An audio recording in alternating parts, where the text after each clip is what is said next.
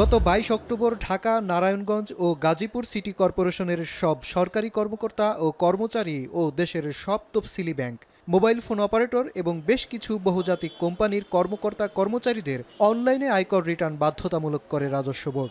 NBR বলছে, এতে এসব অঞ্চল ও প্রতিষ্ঠানের অন্তত ১২ লাখের বেশি রিটার্ন জমা পড়বে শুধুমাত্র অনলাইনেই।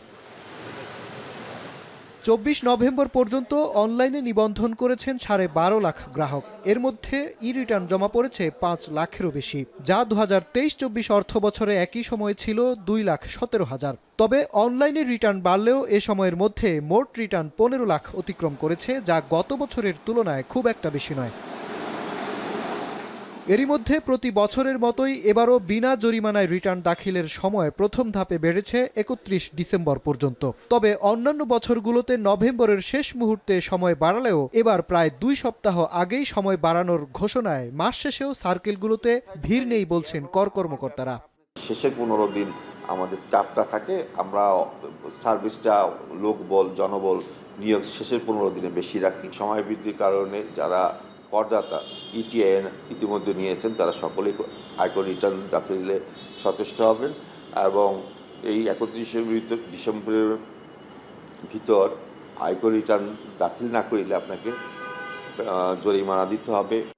কর কমিশনাররা বলছেন, সময় বাড়ানোর কারণে গত বছরের তুলনায় এবার নভেম্বরের শেষে চাপ কমলেও রিটার্ন সংখ্যা বাড়বে বলে প্রত্যাশা তাদের। তবে অনলাইনে ও সার্কেল অফিসে জরিমানাহীন রিটার্ন জমার সময় বাড়ালেও ৩০ নভেম্বরের পর কর অঞ্চলের বিশেষ আয়োজন চলবে কিনা আসেনি সেই সিদ্ধান্ত। প্রত্যেকটা জোনেও এটা অনলাইনে মানুষ আগ্রহ প্রকাশ করছে। কোনো সমস্যা হলে সাথে সাথে আমাদের ওখানে সাপোর্ট স্টাফ আছে, টেকনিক্যাল এক্সপার্ট যারা আছে তারা এটা সহযোগিতা করছে তাদেরকে কিভাবে হেল্প করা যায় এবং তারা এটা ভালোই আমরা রেসপন্স পাচ্ছি। প্রাথমিকভাবে আমাদের মেলা নভেম্বর পর্যন্ত আছে, এর পরবর্তীতে সিদ্ধান্ত জাতীয় রাজস্ব বোর্ড থেকে জানানো হবে। ২০২৩-২৪ করবর্ষে দেশের ট্যাক্স আইডেন্টিফিকেশন নাম্বার ছিল কোটির কাছাকাছি, আর রিটার্ন জমা পড়েছিল ৪৩ লাখ। চলতি করবর্ষে টিআইএন সংখ্যা ছাড়িয়েছে ১,৭ লাখ। এনবিআর বলছে, অনলাইনে রিটার্ন অভ্যস্ত করতে পারলে কমে আসবে এ পার্থক্য। আগামী ২ বছরের মধ্যে সব রিটার্নদাতাদের অনলাইনে নিয়ে আসার পরিকল্পনা সংস্থাটির। মাজহার মাহবুব, এখন, ঢাকা।